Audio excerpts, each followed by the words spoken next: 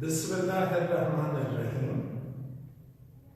Students, हमारा आज का टॉपिक है activation energy and activated complex, जिसका दूसरा नाम है ट्रांजिशन स्टेट। एक्टिवेशन एनर्जी किसे कहते हैं तो यूं डिफाइन करते हैं the minimum amount of energy, वो कम से कम एनर्जी जो काइनेटिक एनर्जी के अलावा मॉलिक्यूल के पास अपनी काइनेटिक एनर्जी होती है। उस काइनेटिक एनर्जी के अलावा मॉलिक्यूल के पास वो कम से कम एनर्जी रिएक्टेंट मॉलिक्यूल के पास, जिसकी बिना पे रिएक्टेंट मॉलिक्यूल रिएक्शन करने के लिए अहल हो जाए, उस एनर्जी को एक्टिवेशन एनर्जी कहते हैं। यू डिफाइन करते हैं the minimum amount of energy in addition to kinetic energy acquired by reactant molecules to take part in a reaction, यानी रिएक्शन में हिस्सा लेने के लिए रिएक्टेंट मॉलिक्यूल के पास कम से कम एनर्जी होनी चाहिए। इस एनर्जी के थ्रू रिएक्टेंट मॉलिक्यूल रिएक्शन में हिस्सा लेते हैं या एक्टिवेटेड कॉम्प्लेक्स बनाते हैं। इस एनर्जी को एक्टिवेशन एनर्जी कहते हैं। Consider the explanation. एक्सप्लेनेशन लेंगे, ये हाइड्रोजन मॉलिक्यूल है और ये क्लोरीन मॉलिक्यूल है, H2 और Cl2। ये चलते हैं फिरते हैं रूम टेम्परेचर पे, इनके पास अपनी काइनेटिक एनर्जी होती है, लेकिन वो काइनेटिक एनर्जी इतनी ज्यादा नहीं होती कि वो इस पुराने बांड को कमजोर कर सके। ये आपस में यूं टकरा भी जाते हैं और फिर अलग भी हो जाते हैं, क्योंकि इनका जो टकराव होता है आपस में कोलिशन, ये कोलिशन मामूली सा होता है, सरसरी सा होता है। Why? Because ये मॉलिक्यूल ज्यादा एनर्जेटिक हैं नहीं, ऐसे एक दूसरे को टच करेंगे और अलग हो जाएंगे। इन मॉलिक्यूल में काइनेटिक एनर्जी है, उस एनर्जी की बदौलत ये मॉलिक्यूल चलते फिरते हैं, आपस में टकरा भी जाते हैं, लेकिन इनके इस एनर्जी इतनी नहीं होती जिसकी वजह से ये बांड कमजोर हो जाए। इनको अगर रिएक्ट करवाना हो तो इससे आप मजीद और एनर्जी दोगे। वो और एनर्जी इसमें पहले से मौजूद बांड को कमजोर करेगा। ये मॉलिक्यूल ज्यादा एनर्जेटिक बन जाएंगे। फिर जब ये यूं आपस में टकराएंगे तो ये पुराना बॉन्ड लेंथ में बढ़ जाएगा और ये दोनों आपस में यूं चिपक जाएंगे। चिपकने का मतलब है हाइड्रोजन और क्लोरीन में बांड बनना शुरू होगा। इसे हम यू रिप्रेजेंट करते हैं, ऐसे। इस हाइड्रोजन को एनर्जी दी गई, क्लोरीन को एनर्जी दी गई, काइनेटिक एनर्जी पहले से थी, हमने इन्हें और एनर्जी दी। कितनी एनर्जी? इतनी एनर्जी कि इसमें ये पुराना बांड कमजोर हो जाए। ये पुराना बांड कमजोर हुआ तो कमजोर बांड को आप यूं ऐसे डॉटेड लाइन से रिप्रेजेंट करोगे। इसमें भी पुराना बांड कमजोर हुआ और टकराने से ये आपस में यूं चिपक गए ऐसे, यानी इनमें पार्शियल बांड बनना शुरू हुआ। इसको स्क्वायर ब्रैकेट्स में बंद करें और ऊपर स्टार डाल दें। ये वाली जो हालत है, इस हालत को कहते हैं एक्टिवेटेड कॉम्प्लेक्स या ट्रांजिशन स्टेट। ये हिल नहीं सकता और एकदम से टूट जाता है क्योंकि ये बेहद अनस्टेबल होता है। ये देखो पुराना बांड लेंथी हो चुका है। ये लेंथी तो पहले बांड इतना था, अब जब वो लेंथी हो जाए यानी जब उसे आप खींचोगे तो ये फट जाएगा। ये बांड फट जाएंगे और ये बांड बन जाएंगे।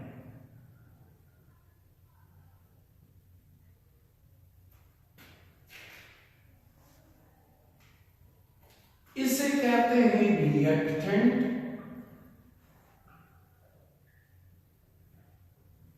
इसको कहते हैं प्रोडक्ट, जबकि इसे कहते हैं एक्टिवेटेड कॉम्प्लेक्स या ट्रांजिशन स्टेट।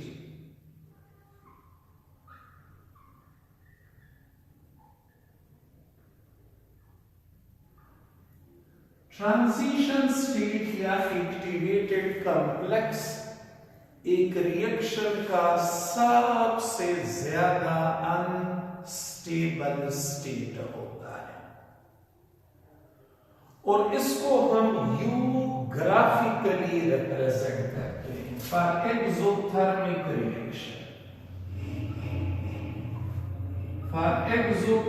रिएक्शन, इसको हम यू रिप्रेजेंट करते हैं। अगर दिस इज एनर्जी, अगर हम एनर्जी को प्लॉट करें versus reaction progress, exothermic reaction में रिएक्टेंट की एनर्जी ज्यादा, प्रोडक्ट की एनर्जी कम। ये रिएक्टेंट डायरेक्टली प्रोडक्ट में चेंज नहीं होते। ये वाला रिएक्शन एक्सोथर्मिक है, फिर भी ये रिएक्टेंट डायरेक्टली प्रोडक्ट में चेंज नहीं होते। ये प्रोडक्ट में कैसे चेंज होंगे? अगर इसको हम मजीद एनर्जी दे दें तो इसको हम और एनर्जी देते हैं, इसे एक्साइट करते हैं और ये एक लेवल तक पहुंच जाता है। जब उस लेवल तक पहुंच जाए फिर ये डिकम्पोज होके प्रोडक्ट में चेंज होगा। अब यहां से लेकर यहां तक ये जितनी एनर्जी हमने सप्लाई की, इस एनर्जी को एक्टिवेशन एनर्जी कहेंगे। यहां पे रिएक्टेंट, ये प्रोडक्ट, यहां पे इस सब्सटेंस को एक्टिवेटेड कॉम्प्लेक्स या ट्रांजिशन स्टेट कहोगे। अच्छा, फॉर एंडोथर्मिक रिएक्शन ये ग्राफ ऐसे होगा, एनर्जी वर्सेस रिएक्शन प्रोग्रेस। ये रिएक्टेंट और ये प्रोडक्ट। एंडोथर्मिक रिएक्शन में प्रोडक्ट की एनर्जी ज्यादा होती है तो रिएक्टेंट डायरेक्टली यू प्रोडक्ट में चेंज नहीं होते, बल्कि देखो ये कैसे होंगे। प्रोडक्ट, पहले रिएक्टेंट को एक्साइट करोगे और उसके बाद वो फिर प्रोडक्ट में यहां से लेकर यहां तक ये जो एनर्जी है, इस एनर्जी को एक्टिवेशन एनर्जी कहेंगे। यहां पे रिएक्टेंट ये प्रोडक्ट और यहां पे इस सब्सटेंस को कहोगे activated complex or transition state. जिस रिएक्शन की एक्टिवेशन एनर्जी कम होती है, ऐसा रिएक्शन फ्रीक्वेंटली होता है, यानी आप थोड़ी सी एनर्जी सप्लाई करें और रिएक्टेंट लड़ने के लिए तैयार हो जाते हैं। और जिस रिएक्शन की एक्टिवेशन एनर्जी ज्यादा होगी, वो रिएक्शन आसानी के साथ नहीं होता, उसका रेट हमेशा कम होता है। तो एक्टिवेशन एनर्जी एक पैरामीटर है, यानी एक प्रॉपर्टी है जो हमें रिएक्शन के रेट के बारे में भी बताता है। जिस रिएक्शन की एक्टिवेशन एनर्जी कम होगी, उस रिएक्शन का रेट ज्यादा होगा, और जिस रिएक्शन की एक्टिवेशन एनर्जी ज्यादा होगी, उसका रेट कम होगा। अच्छा, collision theory of chemical reactions, यानी केमिकल रिएक्शंस कैसे होते हैं, कैसे रिएक्टेंट प्रोडक्ट में चेंज होते हैं, इन्हें एक्सप्लेन करते हैं एक थ्योरी जिसका नाम है कोलिजन थ्योरी ऑफ रिएक्शंस। इसके 3 पोस्टुलेट्स हैं। पहला पोस्टुलेट कहता है कि reactant molecule must collide with each others before changing into product. Product में चेंज होने से पहले reactant molecule आपस में यूं ऐसे टकराएंगे, यानी उनमें टकराव होगा। प्रोडक्ट में चेंज होने से पहले रिएक्टेंट मॉलिक्यूल आपस में टकराएंगे, एक दूसरे के साथ कोलिजन करेंगे। ये पहला पोस्टुलेट। दूसरा पोस्टुलेट ये है कि अगर मॉलिक्यूल आपस में यूं टकरा जाएं, तो क्या उससे प्रोडक्ट बन सकता है, यानी क्या उसके नतीजे में रिएक्शन हो सकता है। दूसरा पोस्टुलेट कह रहा है जो मॉलिक्यूल आपस में टकरा रहे हैं, जो रिएक्शन में हिस्सा ले रहे हैं, वो प्रोडक्ट में तब चेंज होंगे अगर उनकी एनर्जी एक्टिवेशन एनर्जी के इक्वल हो। यानी अगर मॉलिक्यूल एक्टिवेटेड मॉलिक्यूल हो, तब जाके उनका कोलिजन फ्रूटफुल कोलिजन होगा। Fruitful collision.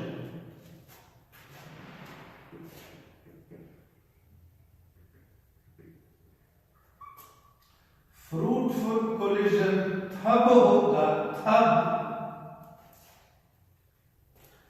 अगर कोलाइडिंग मॉलिक्यूल की एनर्जी एक्टिवेशन एनर्जी के इक्वल हो, और ये तीसरी बात,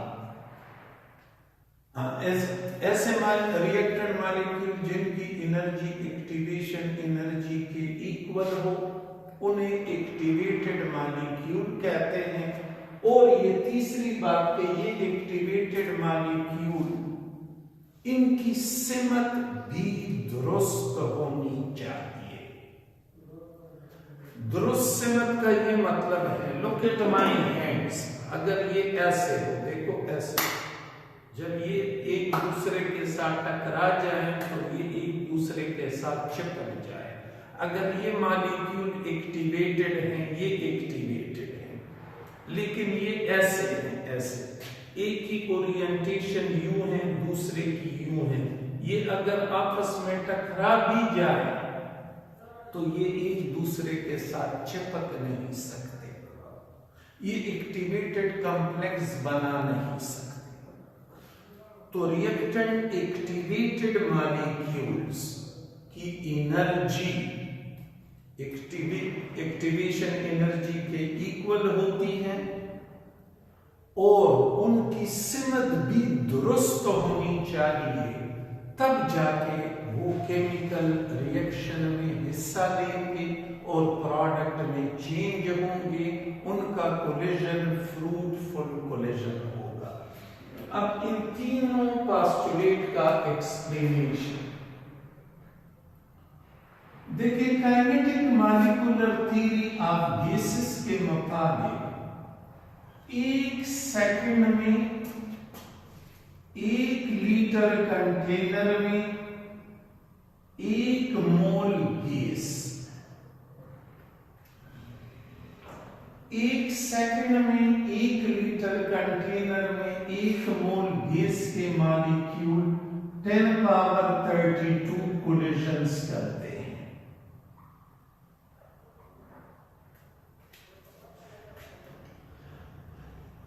अगर ये बहुत ही लार्ज वैल्यू है, अगर इतने कोलिजन से केमिकल रिएक्शन होते तो फिर तो chemical reaction out of control होते, यानी जो ही रिएक्टेंट आप कंटेनर में डाल देते कंटेनर फट जाता। लेकिन ऐसा नहीं है, केमिकल रिएक्शन का रेट यूजुअली बहुत कम होता है।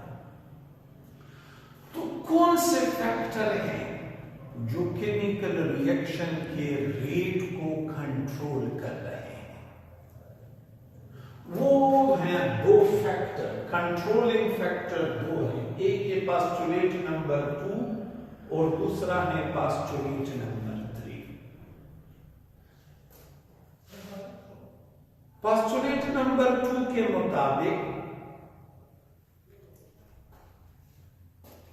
अगर मॉलिक्यूल यूं टकरा जाएं एक दूसरे के साथ, लेकिन उनकी एनर्जी एक्टिवेशन एनर्जी के इक्वल ना हो, तो उनमें रिएक्शन मुमकिन नहीं होगा। रिएक्शन तब मुमकिन होगा अगर मॉलिक्यूल एक्टिवेटेड हो, मॉलिक्यूल के पास एनर्जी ज्यादा हो। तो ये 2 पोस्टुलेट कंट्रोल रेट को एक्सप्लेन कर रहे हैं कि सारे कोलिजन से केमिकल रिएक्शन नहीं होते। केमिकल रिएक्शन तब होगा अगर मॉलिक्यूल के पास एनर्जी एक्टिवेशन एनर्जी के इक्वल हो, तब जाके जब वो आपस में टकराएंगे तो पुराने बांड कमजोर पड़ जाएंगे और नए बांड बनने शुरू होंगे। लेकिन अगर एनर्जी एक्टिवेशन एनर्जी के इक्वल नहीं है तो ये ए और ये बी ये आएंगे, एक दूसरे के साथ टकराएंगे और फिर एक दूसरे से अलग होंगे, बिकॉज ये बांड कमजोर नहीं हुआ। जब बांड कमजोर नहीं हुआ तो केमिकल रिएक्शन होगा नहीं। अच्छा, अगर ये एक्टिवेटेड हो और इनकी सिमत भी सही ना हो, तब भी केमिकल रिएक्शन मुमकिन नहीं। सिमत से मुराद ये है, देखिए, consider the reaction between CO and NO2 to form NO and CO2। NO2 oxygen इसे देता है इस कार्बन को, और ये कार्बन इससे ऑक्सीजन लेता है, तो ये कार्बन डाइऑक्साइड में चेंज होगा। अगर NO2 और CO एक्टिवेटेड ना हो और आपस में टकरा जाए तो ये रिएक्शन नहीं होगा। लेकिन अगर ये एक्टिवेटेड भी हो लेकिन इनकी हालत ऐसी हो, देखो ऐसी, ये मैंने NO2 ही लिखा लेकिन इस तरह उलट करके, ऑक्सीजन 2 नाइट्रोजन 1 और ये कार्बन मोनोऑक्साइड NO2 और CO ये एक्टिवेटेड है, लेकिन दुरुस्त सिमत नहीं। दुरुस्त सिमत से मुराद ये है कि इसका ऑक्सीजन इस कार्बन के सामने हो तो भी रिएक्शन नहीं होगा। अगर ये ऐसे हो, ऐसे, ये मैंने यही कार्बन मोनोऑक्साइड लिखा तो भी रिएक्शन नहीं होगा। तो ये एक्टिवेटेड भी है लेकिन रिएक्शन नहीं हो रहा। क्यों नहीं हो रहा? क्योंकि इनकी सिमत सही नहीं है। जिन एटम ने आपस में मिलना है वो आमने सामने नहीं है। अगर ये ऐसे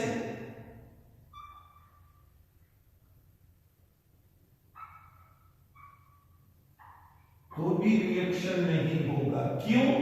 क्योंकि कार्बन मोनोऑक्साइड का ऑक्सीजन इस ऑक्सीजन की जानिब है। लेकिन अगर ऐसे हो और एक्टिवेटेड हो, एक्टिवेटेड भी हो, सिमत भी सही हो, तब जाके जब ये कोलिजन करेंगे, the collision will be fruitful collision. Fruitful collision उस कोलिजन को कहते हैं जिसके होने से केमिकल रिएक्शन वाक़या हो। तो ये collision theory of chemical reactions chemical reaction के अकरेंस को एक्सप्लेन करती हैं कि केमिकल रिएक्शन तब होगा जब रिएक्टेंट मॉलिक्यूल आपस में टकराएंगे और जो रिएक्टेंट मॉलिक्यूल आपस में टकरा रहे हैं उनकी एनर्जी, एक्टिवेशन एनर्जी के इक्वल होनी चाहिए और उनकी सिमत भी दुरुस्त होनी चाहिए।